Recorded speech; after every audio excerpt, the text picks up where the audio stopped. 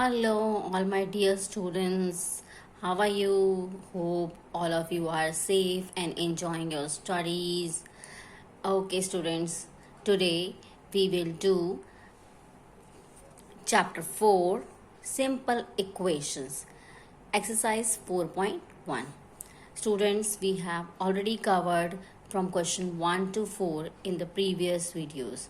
Today we are going to do question number 5. Here is the question. Write the following question in statement form. Student यहाँ पे आपने क्या करना है, आपको एक लीनियर इक्वेशन मैथमेटिकल फॉर्म में दी हुई है, आपको इसको वर्ड्स में सेंटेंस में बनाना है, स्टेटमेंट में बनाना है, like a English sentence. So here is first part, p plus 4 is equal to 15. यहाँ पर जो p है वो एक नंबर को रिप्रेजेंट कर रहा है. p में भी 1, p में भी 15, 18, 0, 2, एनी नंबर, एनी इंटीजर. तो यहाँ पर जो p है, जो वेरिएबल है, उसके बदले हम इंग्लिश में टर्म यूज़ करेंगे अ नंबर. यहाँ पर एक नंबर 4 के साथ प्लस हो रहा है और जिससे उसका आंसर 15 आ रहा है. हमें ये नहीं बताना कि p किसको, कौन से नंबर को रिप्रेजेंट करता है.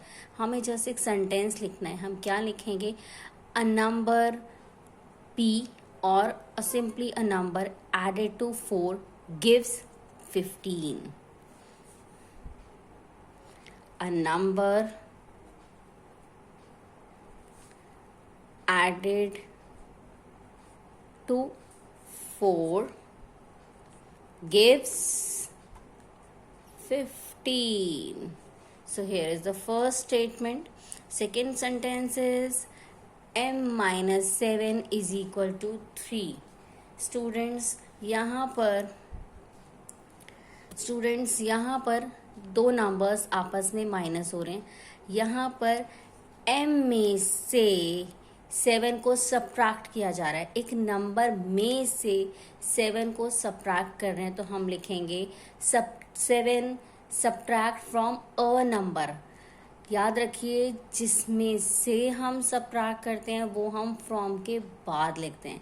आप इसे ऐसा नहीं लिख सकते कि m subtract from 7. This is wrong. 7 subtract from m. This is right. 7 subtracted from a number. याद रखिए, जिसमें से सब्ट्रैक्ट करते हैं वो फ्रॉम के यहाँ पर लिखते हैं. फ्रॉम अ नंबर भी लिख सकते हैं और m भी लिख सकते हैं. Gives 3. So here is the second part. Come to the third part. 2m is equal to 7. Students, यहाँ पे m जो है वो 2 के साथ मल्टीप्लाई हो रहा है. मैंने आपसे पिछली वीडियोस में भी कहा था कि जब दो नंबर के बीच में या एक नंबर और वेरिएबल के बीच में यहाँ कोई साइन नहीं होता तो वहाँ हम मल्टीप्लाई कंसिडर करते हैं. Here we use multiply for that relation, and we also use times. 2 times a number results 7. ये हम यहाँ पे जैसे लिख रहे थे gives, but sometime we changes because of avoid the repetition. Okay, now next, m upon 5. Upon means a fractional number, upon means divide. Here you can write your answer by two ways. m or a number divided by 5 gives 3, and the second option is 1 upon 5. Student, यहाँ पे अगर मैं 1 लगा दूँ multiply में इसके साथ तो कोई फ़र्क नहीं पड़ता, क्योंकि 1 के साथ कोई भी नंबर मल्टीप्लाई होता है तो उस नंबर पे कोई इफेक्ट या इस क्वेश्चन पे कोई इफेक्ट नहीं पड़ेगा. बट यहाँ पर 1 लगाने से 1 upon 5 can be read as 1/5 of number. So we can write this answer by 2 ways. First way is a number divided by 5 This is considered as, which is in the numerator is considered as dividend, and which is in the denominator it is considered as divisor. A number divided by 5 gives 3.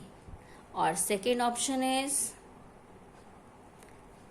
1/5 of a number gives 3. Both are correct.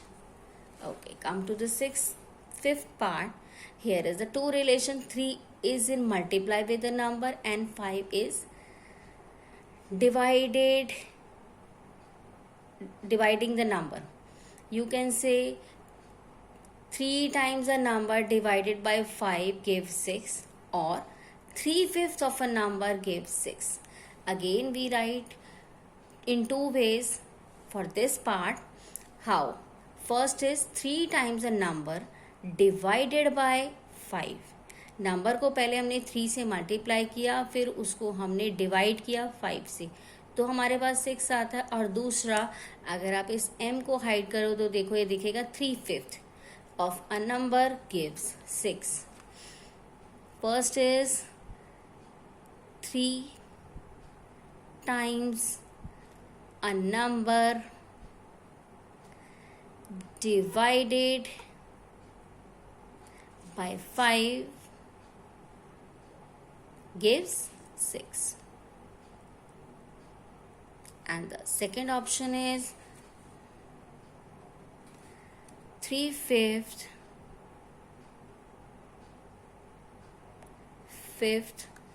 of a number gives 6. See students, they are so easy, they are not so difficult. You can do yourself just by go through the video. Okay student, come to the next page or next part. It is sixth part. 3p plus 4 is equal to 25. Here एक number को पहले 3 से हमने multiply किया और उसमें 4 को add कर दिया. 3 times a number added 4 results 25. 3 times a number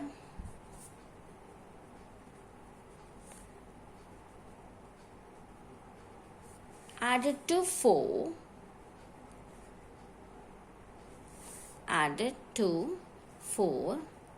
gives 25.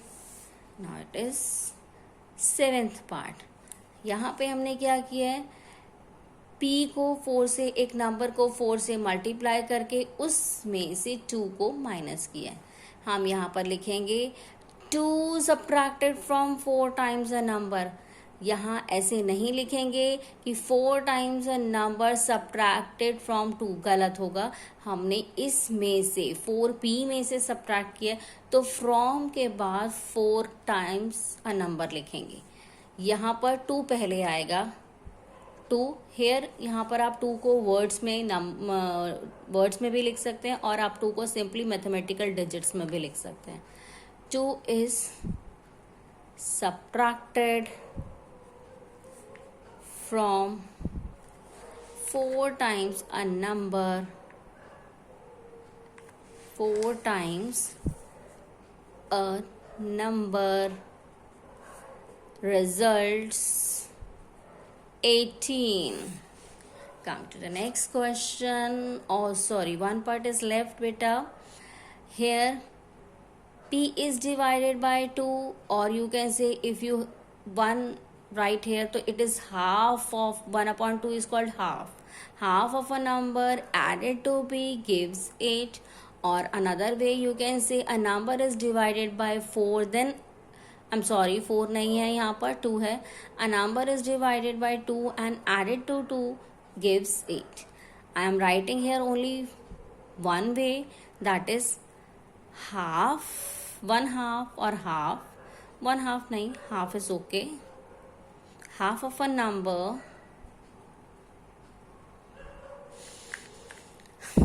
added added to 2 gives 8. So see students, here we have completed all parts of question 5. Now come to question 6. Here is the question 6. Question 6 is saying, what is saying? Set up the equation in the following cases.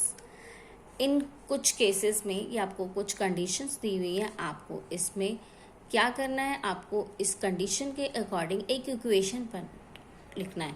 ठीक इस question का उल्टा question, इसमें आपको एक statement दिया हुआ था, आप एक इक्वेशन दिया हुआ था, आपको एक स्टेटमेंट लिखना था. इस क्वेश्चन में आपको एक सिचुएशन, एक वर्ड्स में इक्वेशन, वर्ड्स में एक प्रॉब्लम दी हुई है, कंडीशन दी हुई है, आपको उसकी एक मैथमेटिकल लाइक दिस एक इक्वेशन बनानी है. सो पढ़ते हैं students. Here is the question. Irfan says that he has 7 marble, more than 5 times the marble Parmeet has. ध्यान से समझो इसको कि परमीत, यहाँ पर आपका फुल स्टॉप है. इस सेंटेंस को दोबारा देखते हैं. परमीत के पास जितने भी मार्बल थे उसका 5 टाइम्स करके अगर हम उसमें 7 और ऐड कर दें तो हमारे पास जो मार्बल आएंगे वो इरफान के पास हैं. अगर आप ध्यान से समझो, मुझे परमीत के पास जो मार्बल्स हैं वो मुझे पता हो तो मैं उसको बड़े आराम से 5 से मल्टीप्लाई करके और उसके बाद उसमें 7 को मोर करना मीन्स ऐड करना, ऐड करके इरफान के मार्बल्स आपको बता सकती हूँ. तो यही हमें करना है. हमारे पास मिसिंग क्या है कि परमीत के पास कितने मार्बल हैं वो नंबर हमारे पास मिसिंग है.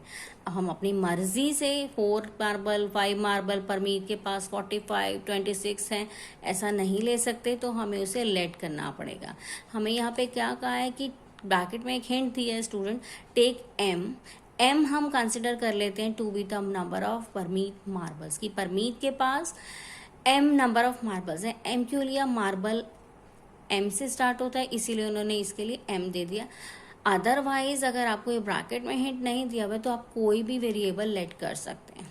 सो इसको हम कैसे करेंगे? लेट कर लेते हैं, मीन्स मान लेते हैं let number of marbles, it is number of marbles Parmeet has. Parmeet has. How many marbles he has? M, because it is here given in the hint. Now, Irfan के पास कितने होंगे इसके according? Irfan has number of marbles. Student ये आपने equal to के इस तरफ लिखना है अगर आपके पास स्पेस है. I don't have a space so I am writing here. Okay, Parmeet के पास अगर एम है तो इरफान के पास कितने मार्बल हैं? इरफान के पास उन्होंने एक रिलेशन दिया था कि परमीत के पास जितने उसका 5 टाइम्स कर दो और फिर उसमें मोर कर दो, मोर मतलब ऐड कर दो 7. ये मैंने इसको 5 टाइम्स कर दिया, और उसमें फिर 7 ऐड कर दिया, तो मेरे पास इरफान के मार्बल्स आ गए. बट अगेन उन्होंने क्वेश्चन में अगला सेंटेंस अगर आप पढ़ोगे तो उन्होंने कहा इरफान के पास 37 मार्बल है. But I am saying Irfan के पास 5x प्लस 7 मार्बल्स हैं, and the question is saying in the next sentence कि उसके पास तो 37 मार्बल्स हैं. तो don't you think this is equal to 37? अगर मुझे यहाँ x पता चल जाए और मैं इसको सॉल्व करूँ, सॉरी डियर यहाँ पर m आएगा not x. Actually I am used to with x, that's why I am writing x, but it is m because here it is given in your question.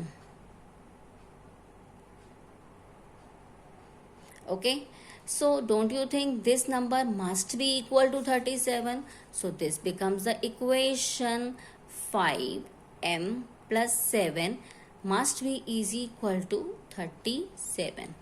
This is the equation according to the given situation. Hope all of you have understand very well. Come to the second question of 6th. Here is the condition given. Lakshmi's father is 49 years old. Lakshmi के बाद father जो है उनकी as कितनी है? He is 49 years old. He is, again it is a full stop here. Next condition is he is 4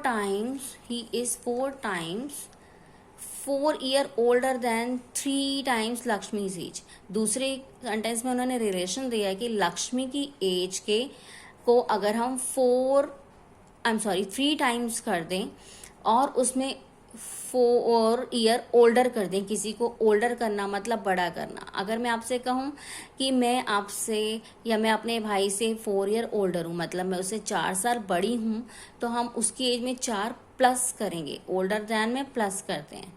तो चलिए बनाते हैं इसको। लक्ष्मी की एज को उन्होंने वाई कंसिडर करने को बोला है, ईयर वाई से स्टार्ट, दैट्स वाई उन्होंने वाई वेरिएबल लिया है।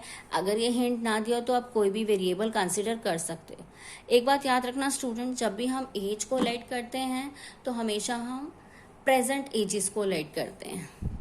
लेट प्रेजेंट एज, उन्होंने लक्ष्मी की एज को आपको लेट करने को कहा, प्रेजेंट एज ऑफ लक्ष्मी की एज को हम लेट कर रहे हैं। कितना है? वाई, वो वाई ईयर्स की है, वाई ईयर्स ओल्ड है। हिज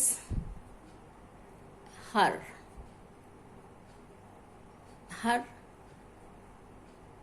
फादर्स एज, क्या बोला था उन्होंने? जो लक्ष्मी की एज है उसका 3 टाइम्स कर दो, मतलब 3 से मल्टीप्लाई कर दो। स्टूडेंट हम मल्टीप्लाई का साइन शो नहीं करते, सिर्फ 3y लिखेंगे। हाँ, अगर आप 3 मल्टीप्लाई बाय y लिख भी देते हैं तो इट इज़ नॉट रॉन्ग। फिर उसमें 4 year ओल्डर कर दो, 4 year ऐड कर दो, ठीक है। तो ये उनके फादर की एज है हमारे पास, but question is saying in the first sentence कि उसके फादर तो 49 years ओल्ड है, तो this must be equal to 49। अगर मुझे कहीं से y पता चले, मैं इसको सॉल्व करूं तो ये 49 ही आना चाहिए। तो इस तरह से मेरी ये सेकेंड इक्वेशन भी बन गई। Okay, now come to the third part and the last part of this exercise. After that, this exercise will be completed. Next to the third part, the teacher tells the class that the highest marks obtained by a student in her class is twice the lowest marks plus 7. Teacher ने अपने बच्चों से कहा कि उसकी class में highest mark कितने हैं, जितने उसकी क्लास में सबसे लोएस्ट मार्क्स हैं उसको ट्वाइस करके +7 किया जाए, 2 से मल्टीप्लाई करके +7 किया जाए, that is the highest mark. और उन्होंने बाद में आपसे बोला है कि आप हाईएस्ट मार्क को आप लोएस्ट मार्क्स को L से डिनोट कर सकते हो। तो हम स्टार्ट करते हैं। लेट द लोएस्ट मार्क्स और स्कोर इज L। क्लास में जो सबसे कम किसी स्टूडेंट के जिसके सबसे लोएस्ट आए वो मार्क्स कितने हैं? L। अब हाईएस्ट मार्क्स उसने इसी के अकॉर्डिंग रिलेट किया है लोएस्ट मार्क्स के साथ। हाईएस्ट स्कोर उसने बोला है क्या है?